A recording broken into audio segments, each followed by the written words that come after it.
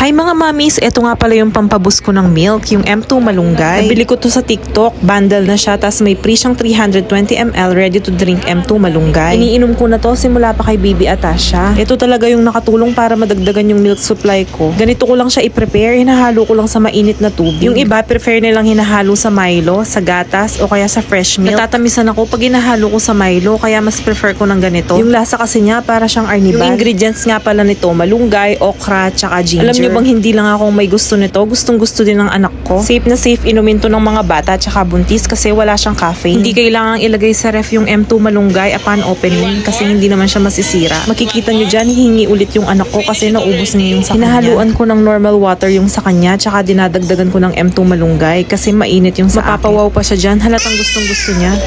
Wow! You like it?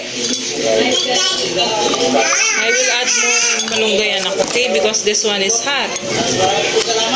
3 beses ko palang inumin to sa umaga, sa merienda, tsaka sa dinner. Kaya kung gusto nyong madagdagan yung milk supply nyo mga mamis, itry nyo na tong M2 malunggay. Ilalagay ko na lang yung link sa may baba. Salamat!